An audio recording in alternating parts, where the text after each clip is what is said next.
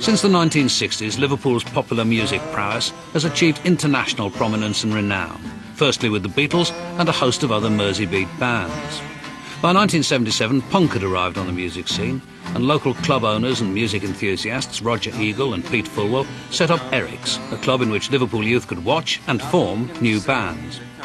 On the same street as the legendary Cavern Club, Eric's nurtured the formation of dozens of bands, among them Echo and the Bunnymen, the Teardrop Explodes and Frankie Goes to Hollywood. Not surprisingly, this intense and competitive musical scene was quickly called the New Mersey Beat. I think Roger Eagle and Pete Fulwell, who ran Eric's, definitely knew that they could create a scene, because they knew about music and they knew about the history, about, you know, the cycles that go on in pop and rock, and I think they had more than a small hand in directing it, you know, and creating the ambience or the environment for it to happen.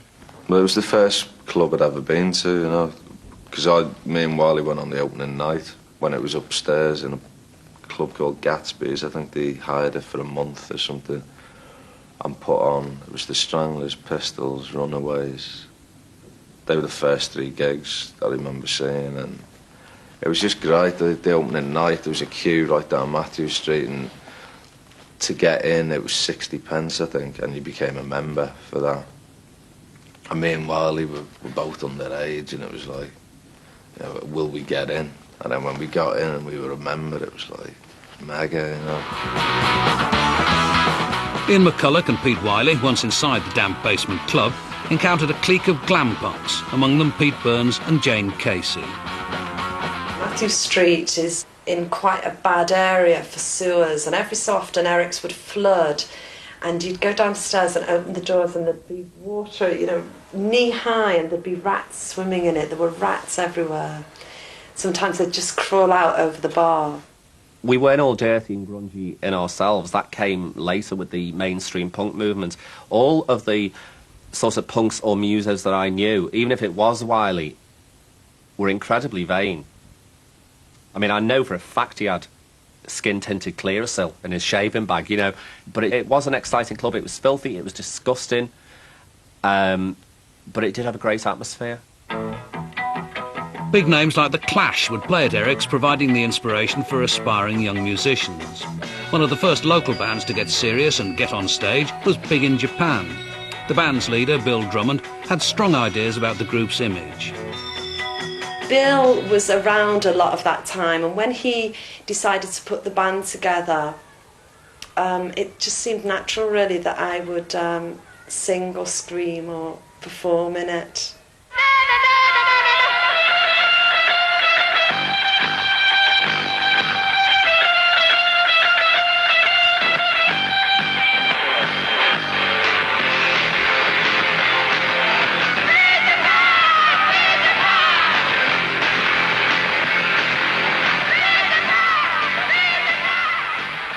If there was a face of Liverpool at the time, she was the face. She was an incredibly striking character in the way she looked and her personality.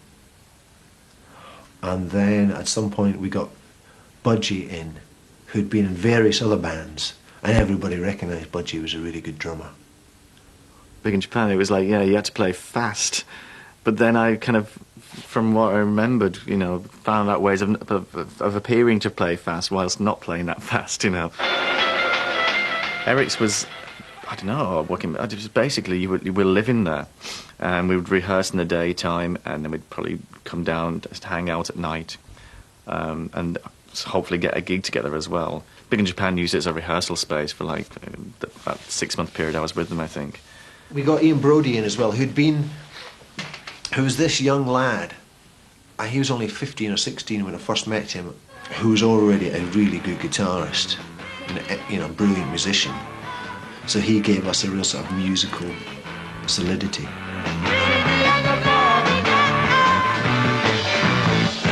I know everyone seems to say, you know, that I was the one who was musical, and probably comparatively was, you know. I used to love the fact that Bill used to tune his guitar to a chord so he could just put his finger across every fret, and I just thought that was great, you know. Ian Brodie was a real pain in the arse. Ian Brodie was like Mr. #1 musician, even at that age. He was very young, but like he was going to be an ace rock musician. There was no doubt about it. And here we were kind of having a great time, having a laugh, you know, messing about. And suddenly Brodie comes and he's got you rehearsing all the time and he's trying to make you sing properly. And it was just like chalk and cheese, you know.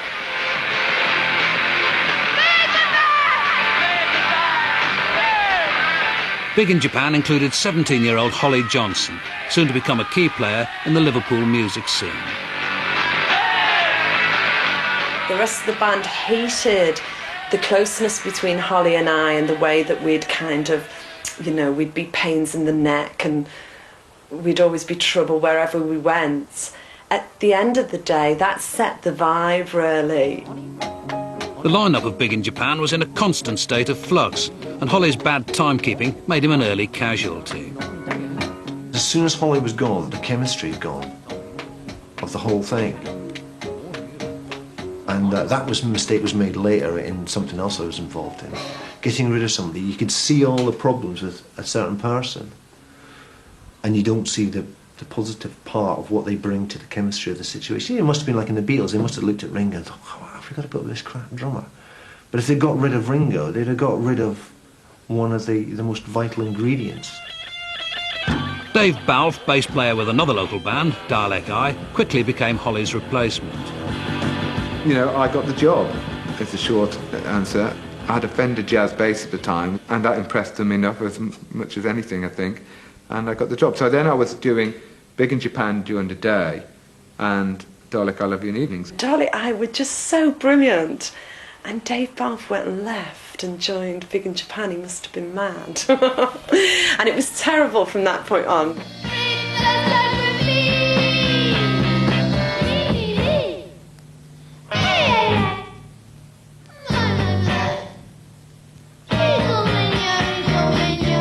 We'd all decided to split up, and Bill and Dave had decided they were going to set up a record company, and they wanted to put out some unreleased stuff of Big in Japan as the first release on Zoo Records. And then, as I remember it, we were only supposed to have 3,000 printed, and then on the side, Bill and Dave got more printed up without telling us, but we all found out. And there was a massive row, and I don't think anyone spoke to any, you know, there was one of those. But, and that's how it all ended. The end for Big in Japan, but only the beginning for dozens of other would-be performers who shared an incestuous social scene and were determined to put a band together, hopefully before their mates did. Well, I mean, it was always my intention to sing, but I didn't know how you went about getting a band or anything. And by going to Eric's week in, week out, people were forming bands around me, and bands like the Spitfire Boys or even Big in Japan. And I thought, well, if they can do it, you know, they're all right, but they're not great, you know. Yeah, there was a lot of bands who didn't actually play, or who were just like for the day, you know, who lived for the day, who had a name for the day. And the next day there was someone else. It was important in that for the first time in my life, it was like, yeah, I can do this, you know. All that dreaming of doing stuff, people want me to be in a group with them, you know, so it was a good kind of confidence boost. Especially for me, because I was so shy and stuff, you know. And then from that, there was another thing. We actually did play twice, or once, with me and this group called UH ? Me and a bloke called Dave Pickett. We were more interested in getting T-shirts made with the tiniest writing we could get, just this thing, on. And then I kind of bowed out of that one. I think the Nova Mob was a T-shirt. The band didn't really exist. It was only afterwards we thought, let's make it into a group. And we did one rehearsal. I remember doing one rehearsal. In May 1977, 18-year-old Pete Wylie met 18-year-old student teacher Julian Cope on the dance floor in Eric's, a meeting which was to lead to the formation of another nearly band, the Crucial Three. I'd been waiting to see the Clash, and I'd fought my way to the front. And I was at the front, except next to me at the front was this dickhead in a boiler suit dancing really, but this kind of rocking and back and forth dance. And he kept rocking back into me. In his book, he says that he turned around and gave me a manic punk stare, and I backed off. And I say that I said, if you don't stop doing that, I'm going to chin you. And he says, oh, don't do that. Why don't we form a band, put our anger into guitars? It was Pete's idea to call this group Arthur Hostile and the Crucial 3. And we kind of formed this band that never did anything. We had one rehearsal at my mum's house, with Julian playing this really horrible bass line, and me just mumbling over it, and Pete kind of playing guitar, and the drummer Steve Spence drumming on my mum's kitchen chair. We had a song called The Salamine Shuffle, the chorus of which Mac wrote, and it said, when I have hives I use calamine, when I want to dance I do the Salamine Shuffle. It's a pop classic, Mac. From that it became this mythical thing, the Crucial 3, which I always tried to deny ever existed, you know. But Copey turned up with all kind of, I can't remember, something like, you know, life is a factory sprayed on his bass, and he changed his name to Juvenile. And these were like the dodgy fag end of London punk ideas, you know, like Degenerate and Eater. It was never cool, you know. So me and Matt kind of went like this, and then there was the final straw was Julian brought in this song he'd written, and it was Rent-a-Punk kind of thrash anthem. And there was only one line I can remember which went, and the apathy that's spreading through our country's furthest shores. And it was like, when he did it, me and McCulloch both knew that this was over, you know. Eric's owner, Roger Eagle, easily persuaded Julian Cope and Pete Wylie to team up with the glamorous punk Pete Burns in a lineup called the Mystery Girls, who made it on stage. Once. Roger Eagle just decided that I should be in a group because, you know, I dressed up freaky. And he kind of put a group together, which included Julian Cope and Pete Wylie. I can't really remember who else, well I can, but I'm not going to say. And I fronted it for one gig with Sham 69, and my life just completely changed. I got in free, got drinks free. Burns was Burns with his makeup and his hair.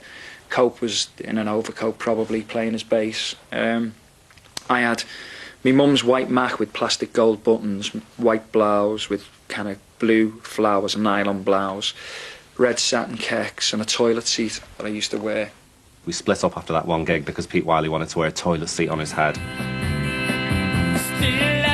No toilet seats in electronic group The Id, an early home for Andy McCluskey from the Wirral. Andy went on to form Orchestral Manoeuvres in the Dark and brought his partners Paul Humphreys and a tape machine called Winston from across the Mersey to Eric's. I never became part of the kind of the bedsit culture in Liverpool that people like Ian McCulloch, I think, and Copey and other people were involved in. And what was going on in the music, I mean, we would go over the river and go and see bands playing at Eric's, but somehow this river was a divide. We felt separate. And I think that later on, when we started to come and play as OMD in Liverpool, I think that the Liverpool bands felt we were separate. I mean, it was very kind of like, oh, they're not really Scousers, they're from the other side of the river, you know. I remember the tape machine. I remember that dance with the bass guitar. I mean, he had it then. It was probably the first time he went on stage. It was that kind of, you know.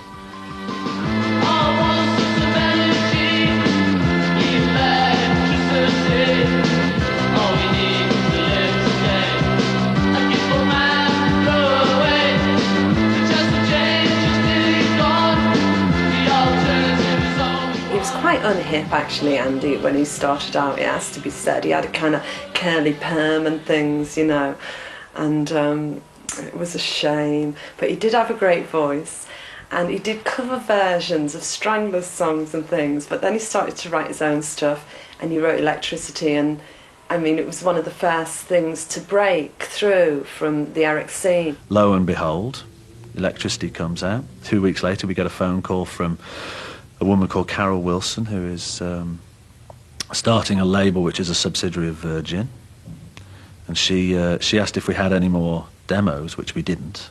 We'd only recorded 2 songs to put on the record.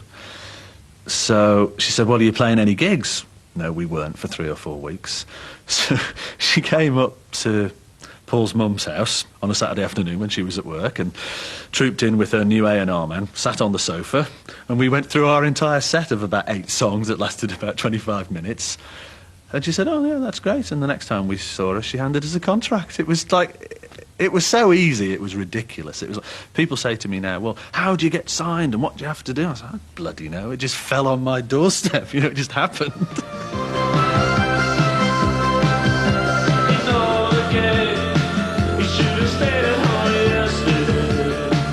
OMD were up and running and left the Liverpool scene. Back at base and still looking for a successful beat combo was top dresser Pete Burns, whose next creation, Nightmares in Wax, this time made it onto vinyl.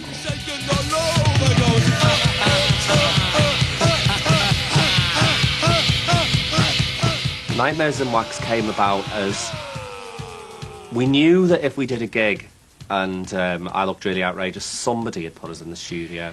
Just so we had a record, because everyone else did, and I hadn't, so it was just a thing I want to do a record. I couldn't get Liverpool musicians to work with me because even down to the days the Mystery Girls, Julie and Cope would say, oh, I know, I've got a really good idea. You stand at the back with a blanket over your head and, you know, I'll stand at the front, because they didn't want people to look at me. So I used to get, like, bin men, literally, who could play a guitar, you know, to come play guitar for me.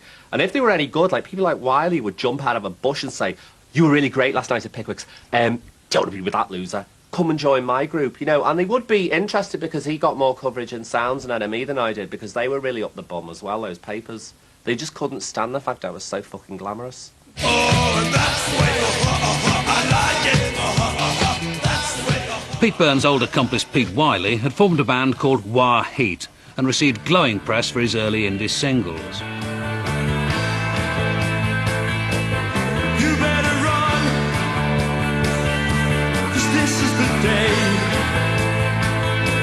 Someone remembers what you said, so you better pray. I always presumed, for example, that I was going to be a star, you know. But I didn't realise that, I think none of us realised there was work that went between where we were then and becoming stars, you know. You kind of just took it for granted that you had the strength of character and the, you know, the appeal and the charisma and the talent to be a star, you know, without any of the kind of touring, the kind of ploughing through record company shit, you know, that go, you know, all the stuff that goes with these people who we call stars, you know. Ex-Big in Japan guitarist Ian Brodie had joined the original Mirrors, but was heading in the direction of record producer and had a hand in Wylie's first recordings. I didn't know Pete that well, and I remember he was working in Probe at the time, and he phoned me up and said, you know, we're going into the studio and we're going to record a song and Pete Fullwell's going to pay for it, and you know, could you give us a hand, you know, is there anything, you know?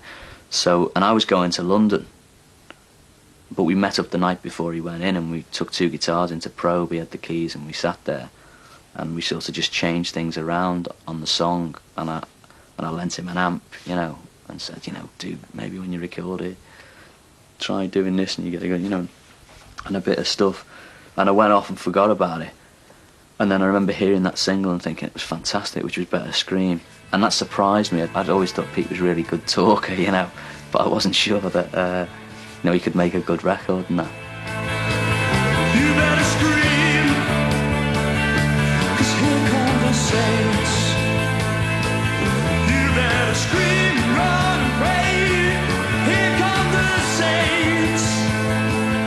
And so we had this reputation, and we got a record deal off Warner Brothers, and they were gagging to sign us, you know, and we got a huge deal. At that time, Spandau Ballet and the Specials, who were the other kind of big things at the time, had both signed deals, and we got a bigger deal than both of them. And all I thought was, wow, people give you this much money for doing what you like doing. I can remember we used to share an office in a place called Bowl Street in Wa. We're upstairs, and we used to do terrible things to each other. Like, me and my keyboard player, Martin, who's like a genius of sick humour, he used to like go upstairs and we'd steal the fan mail and we'd reply to it and say, like, drop dead, you turd, never buy one of our records. Ex-Crucial 3 member Julian Cope had put a band together and found a name, the Teardrop Explodes, in an old Marvel comic.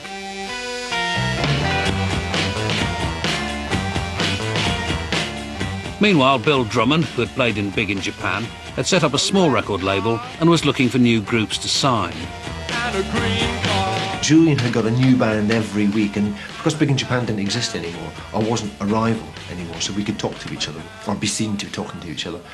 And he told me he got a new group called the Teardrop Explodes, and I thought, well, that's the sort of, that's the sort of name I want to see in the label. So I said, well, we'll do a record. We'll do a record with your group. No idea what they sounded like. No, I wasn't bothered. I just wanted to have a record by a group called the Teardrop Explodes.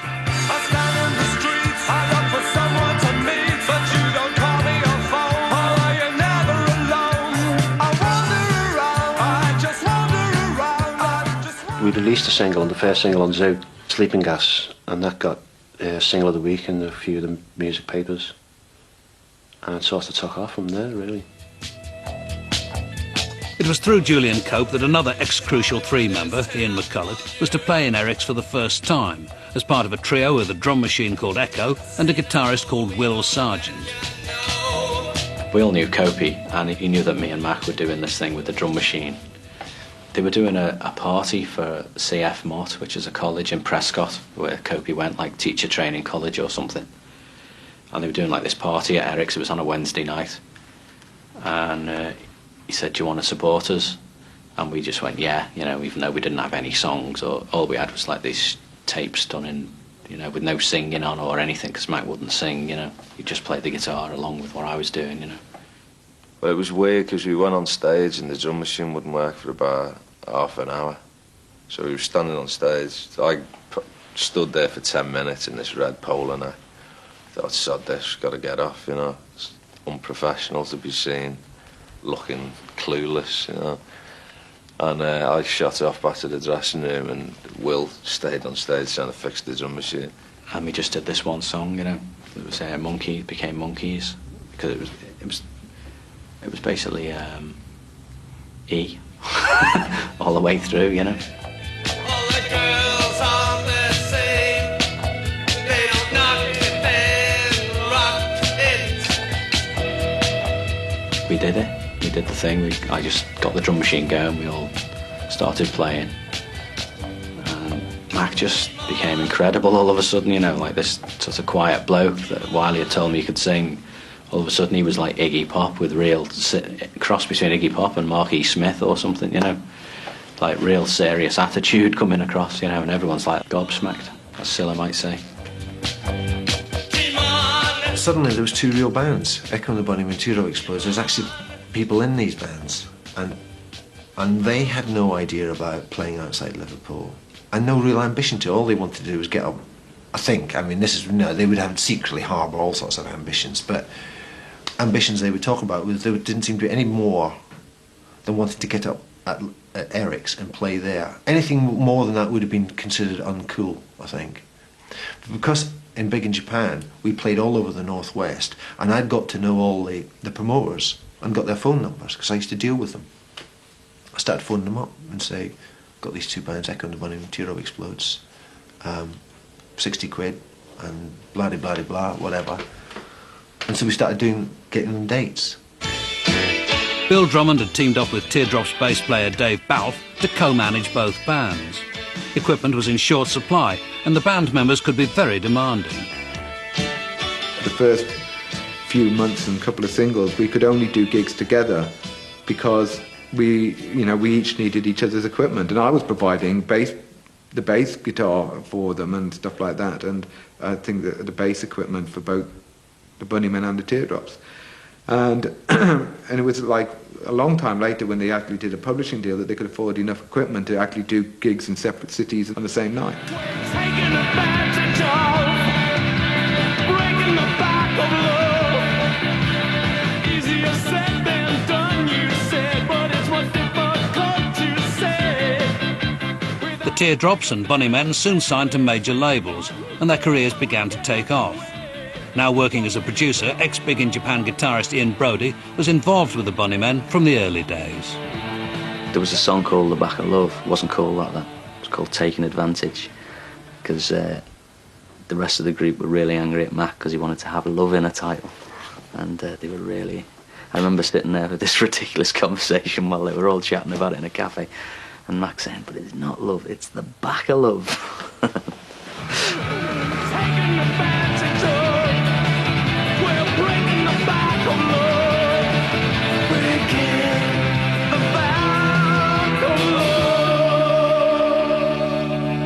By the early 80s, the Teardrop Explodes had released 2 albums receiving chart and critical success. But tensions flared up in the band, not helped by the fact that their bass player, Dave Balfe, was also their manager. He made a lot of things happen, Dave, yeah. But he also caused a lot of trouble as well, I think, down the line. But I think, you know, they wouldn't have done half the things the Teardrops done. Maybe if Dave was not there, you know. I had a lot of energy and a lot of conviction as to what should be doing. I wasn't right all the time, but you know, I was pushing very strongly, and I was a right bastard in those days. They had a major fight one time in the rehearsals. Julian just lost it totally and attacked him, and I sort of let it go on for a bit, you know. Sort of Julian was beating him a bit, and I had to pull him off then. So that's enough. They'd all bitch about each other behind their backs, whereas I'd be very forceful and direct and in trying to push and pull people and saying that performance wasn't good enough and you've got to do this and you've got to do that. And I think it was a thorn in their side, which I hope at the end of the day was a positive thorn in the side. It wasn't certainly not purely positive. I mean, there's a lot of times I just really irritated the hell out of people in those days. I'm sure I still do.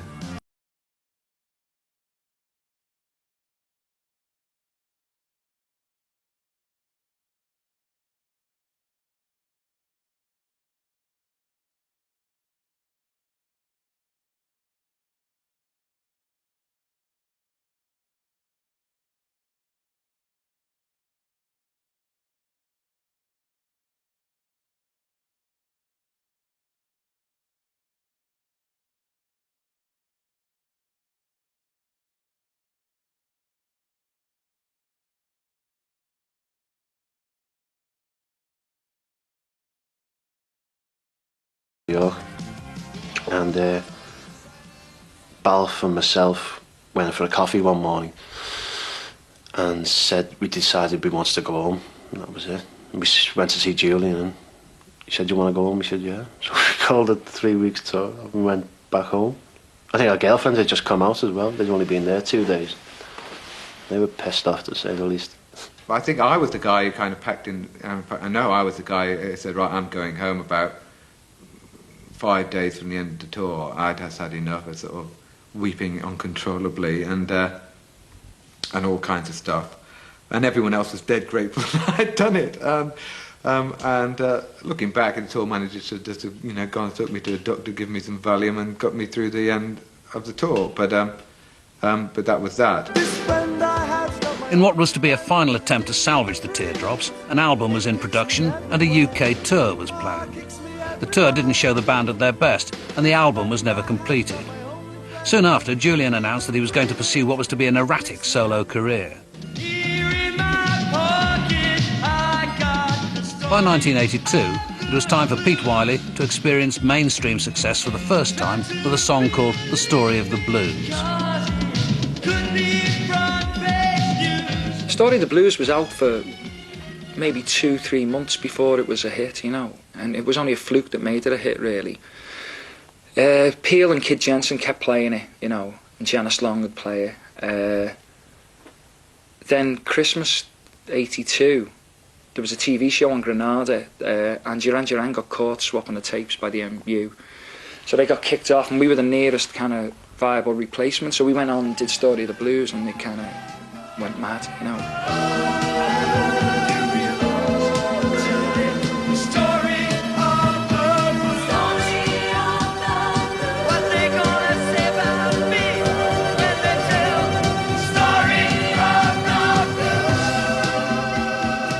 When it was a hit, they obviously thought we were going to continue this rich vein of Phil Spector kind of stuff, and I just thought, well, that's not what I want to do, you know. I like the fact that sometimes I'm the big star and sometimes I'm the, you know, drippy, sold 2 records, please help me, you know, kind of guy. As Pete Wylie began a patchy chart career, his old adversary, Pete Burns, found himself dressed and nearly ready for pop success with his latest lineup, Dead or Alive. We came out of Liverpool, and I don't know what happened, but because I suppose I was vaguely glamorous, I wasn't associated with the Liverpool scene anymore. I was a contender for the pop field, and going into mainstream success, as I say, after being in Liverpool and working on that indie scene was really horrific.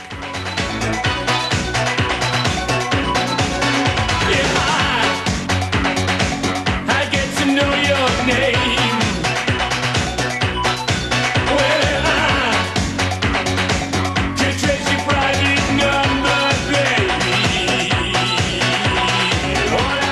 When I finished making the album and we'd done our thing around Europe and we were #1 in England, I left my flat one day to get a cab on a place called Princess Avenue.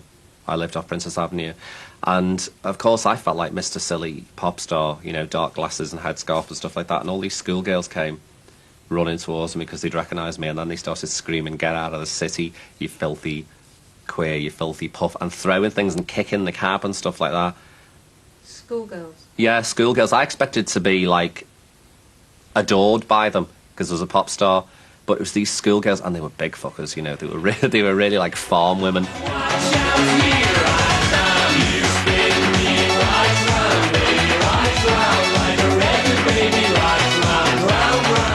Even though they'd seen me on the street every day and laughed at me, when I got success, when they saw me on the street, they hated me. I was the stately homo, the local freak. But once I got success and they thought there might be money, it was a real risk. By their fourth album, Orchestral Manoeuvres in the Dark, were finding that life in the pop world felt horribly like working for a living. One minute I was on Top of the Pops, the next minute I was flying to New York or Los Angeles or Paris, Rome. And then the next minute I was back home at my mum's house in my bedroom where I could touch all the walls like this. And I was still, even after 4 albums, 5 million selling singles, I was still taking home 45 quid a week.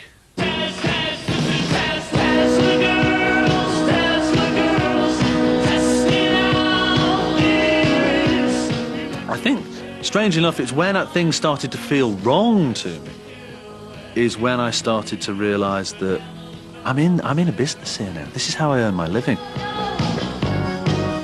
That was the beginning of me realising, ooh. Yankee roll, I call your name. Since big in Japan, Holly Johnson had been recording solo, but his style was to change radically when he founded Frankie Goes to Hollywood and teamed up with old Eric's associate, Paul Rutherford. The original Frankie members spent £600 on a promotional video, which record companies found just too hot to handle. The manager was saying he remembers taking it to EMI, and they'd heard about it through somebody else who he'd been to see. And he said, well, let's go to the video room and watch it with this A&R guy. And as he's walking up, there's people coming out of offices and saying, oh, he's got that video. It's like it's some like big deal. And he said that when he put it on in the video machine, he turned around, there's like about 16 people standing in the room waiting to see this video. And you'd think, oh, that'd be great, you'd have no problem getting a deal, but everyone just went, whew. Relax, don't do it when you want to go to it. Relax, don't do it when you want to come. Relax, don't do it. We were actually on the verge of disbanding because this was going on for like a year, and it was really like depressing. This is the original version, which was sent to the Tube but never shown. I mean, I've looked at that video quite recently. It'd be fine now, you know what I mean? It's just, I think, it's seeing a band on sort of 6, 7 o'clock TV, maybe having mine and Holly's arse slashed across the screen is like maybe a bit much for someone coming home from work and about to chow down the egg and chips, you know what I mean? But I'm sure they'd love it now. Holly Johnson and Paul Rutherford styled the early Frankie look on the US gay club scene, despite the fact that 3 out of the 5 band members weren't actually gay. You never thought about it, you know, it was like you'd think, oh, why don't you wear these leather pants with like no ass in them? It's like, okay. I remember this very early on, stuff coming out in the sun, and my mum ringing me up and saying, you're not gay, are you?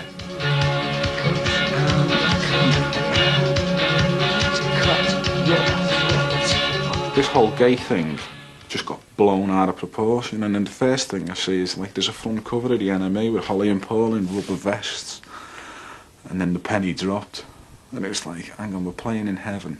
Oh, I get it now.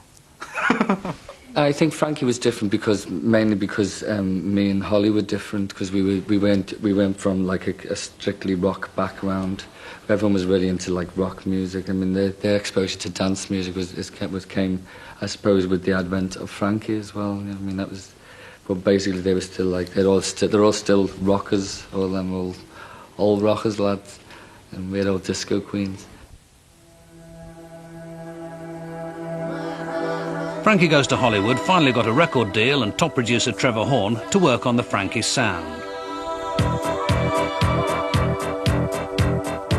Trevor Horn didn't wave a magic wand over them. I mean, they were like that before he came along, although I'm sure he'd like to take all the credit for inventing that sound. They did definitely sound like that. They were different. Relax, don't you rest when you want to go to rest. Relax, don't you rest when you want to come. Relax, don't you rest. It was Mad Max with KY Jelly. But the music definitely was something that I aspired towards, because it was disco with a heavier slant. It wasn't disco like Andrea True Connection or something like that. It was a heavy, dirty disco. And I must admit that there was a point, not when Frankie had made a record with Relax, but there was a point where I went to see them live. I was so jealous. Their first single, Relax, sold quickly, and after complaints about the lyrics and a BBC ban, sold even quicker.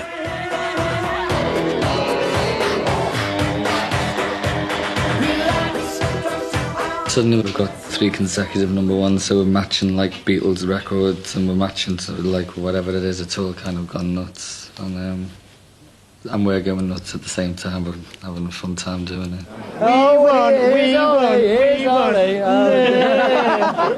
Holly was a bit older than us, so in that way he's a bit more mature and not as wild. I think he thought that we were being perceived as like these yobs, and I don't think he wanted to be seen as that. I think he wanted to be seen as a bit more of a sophisticated artist.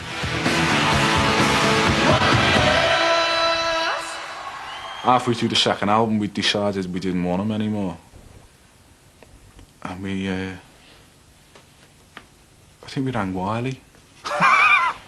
3 times they asked me, and the first time he was still in the band, and he took it personally as though I'd kind of engineered it when it completely came out the blue to me, you know. And I said at first I couldn't replace Holly. If you just want somebody to replace Holly, I couldn't do that because he's so good at what he does. It's not that I didn't admire his performances and his lyrics and, you know, all that stuff. We were staying in Jersey writing some songs, and Holly was in Guernsey. That's how bad it was, you know. It's like, I ain't even going on the same island as them. And we cleared the air and finished it, but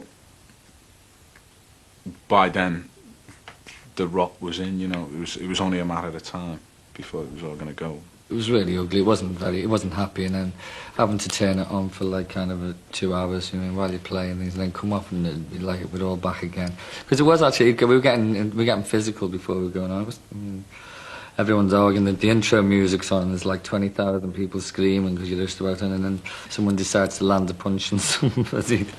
It's like, oh, for God's sake, do you know what I mean? Get it together, lads, do you know what I mean? And then it was all nachos, and when they finally cajoled us into it and pushing us out, you know what I mean? By the end, it was just silly, you know what I mean? It was impossible. The split was painful and made worse by a long-running but ultimately successful legal dispute with their record company. For a while after splitting up, me and Holly, but we didn't kind of, it screwed the relationship really, and we didn't speak for years. We've had, the last couple of years though, we've had a bit more contact and stuff, but we lead very different lifestyles. He's much quieter than I am, you know what I mean? I think I'm just coming around to that one. I'm kind of going into my rural phase, I think. But that happens, doesn't it? Like, that's what family trees are about. You branch off and you kind of connect with something else going on, and it's just, I've gone that way and he's gone that way, and I'm sure the twain will meet one day, you know what I mean? And it is, maybe, who knows? Although never reaching the heights of Frankie pop stardom, the Bunnymen had a substantial career, but by the late 80s, Ian McCulloch was becoming disillusioned. lot of the mystery had gone, but we were still doing good gigs and stuff. We did a tour of Brazil, which we probably never played better ever, you know. And it was a really successful tour, but again, it didn't feel as good as playing to maybe 200 people in 1979.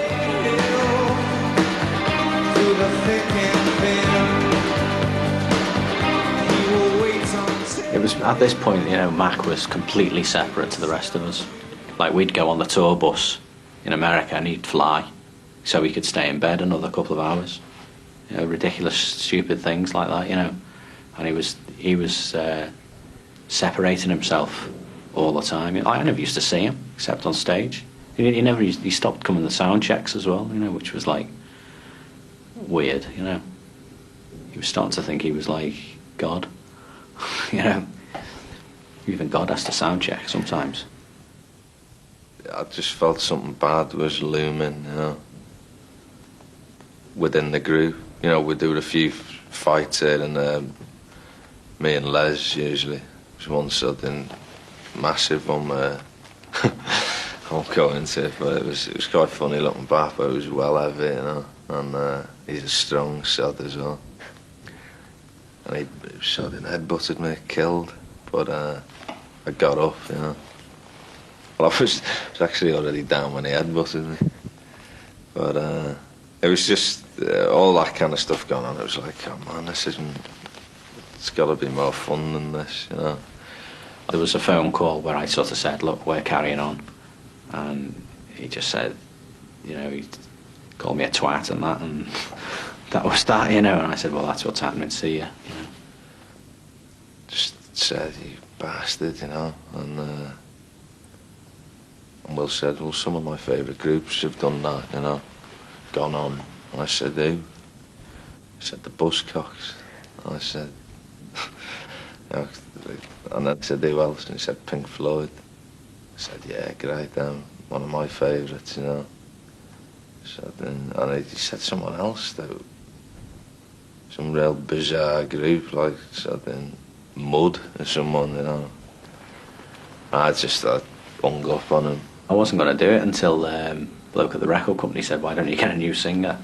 And I thought, because it's the sort of thing your sort of mum would say, isn't it, you know? Oh, he was rubbish, get a new singer, you know. You think, oh, shut up, mum, sort of thing. You don't understand.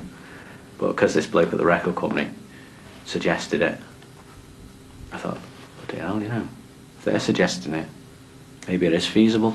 Genesis did it.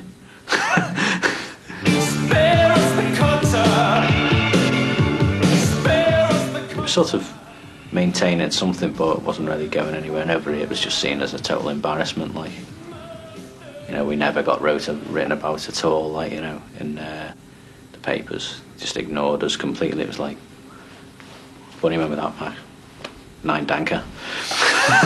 You know. The breakup was bitter, and Will and Mac didn't speak for a year, and only then because of the death in a motorbike accident of their drummer Pete de Freitas. When Pete died, the night that we found out, I went round, you know, we hadn't spoken for a year then, or 9 months or something. I went round and it was all really emotional and stuff. And then we went to the funeral and then didn't speak for the next 3 years or whatever, 3.5.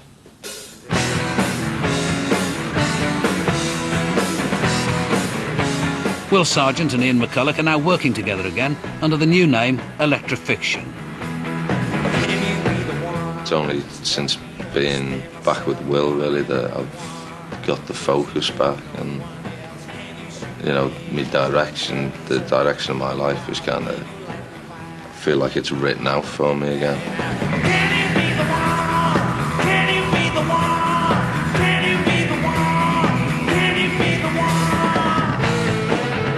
He's become like the old Mac again now.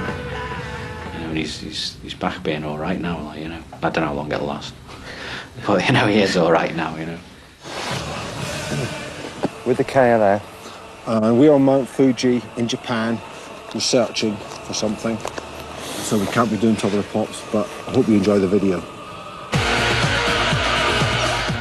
Bill Drummond, the man who gave the Bunnymen their start, had been working behind the scenes in the record business. but by the late 80s began his assault on the chart system with a series of well-publicised scams and returned to the stage as prankster, subversive, Time Lord and justified ancient of Moo Moo. Drummond deliberately shrouds the activities of the KLF and K Foundation in layers of mystery, always refusing to say exactly what it all adds up to. I can't talk about any of these things. I'm not in a position to. I couldn't even start to. Wouldn't. They were things that have been there forever. They were there before I was ever there. And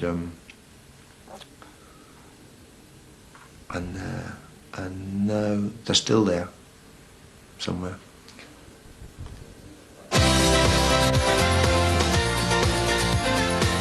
Match of the Day fans will notice Ian Brody's tune behind the Goal of the Month competition. Defenders in his way, though. Nobody's found the route through. Steve McManaman, what a superb Excellent. Brody spent most of the 80s behind the mixing desk, but recently top producer has become top pop star with his band The Lightning Seeds. Things could be marvelous. Doing The Lightning Seeds started again from writing a couple of songs and then feeling like I'd like someone to hear these songs. And you know, it was funny for me. Originally I thought, well, I'll do these songs and I'll get someone to sing them, and then no one turned up, and I thought, well, it's better, you can't have a row with them if it's you know. So I ended up trying to sing, and I was very unsure about singing it, and I sort of, you know, recorded the first LP, came back and thought, like, well, you know, this'll get it out of my system, and it was a real surprise when it was a hit, you know. Although rarely seen in the UK music scene these days, it's nice to know that Pete Burns is, quite seriously, after all these years, big in Japan. People say to me, what are you doing now? And they expect me to say working for the council. You know, I've worked a lot in Japan, I've worked in America, I've had hit singles in America and Japan and stuff, and Europe, and I work out there.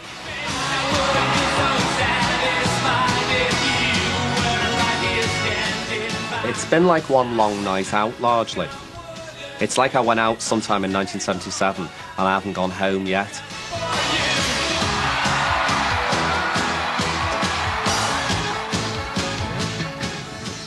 I don't know if there's been any successful groups out of Liverpool for a long time because I don't pay attention to the music press, but it was really one of the best things. I mean, you hear that song, New York, New York, if you can make it there, you'll make it anywhere. I mean, they should rewrite that for Liverpool. Life goes on day after day after day after day. Hearts torn in every way. So ferry cross the Mersey, 'cause this land's the place I love, and here I'll stay. And here I'll stay.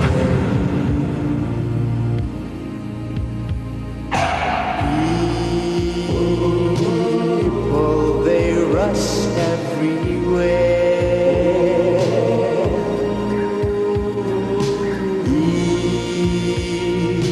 each with their own secret care. So ferry cross the Mersey, 'cause this land's the place I love, and here I'll stay. Here I'll stay. People around every corner, they seem to smile and say, we don't care what your name is, boy, we'll never send you away.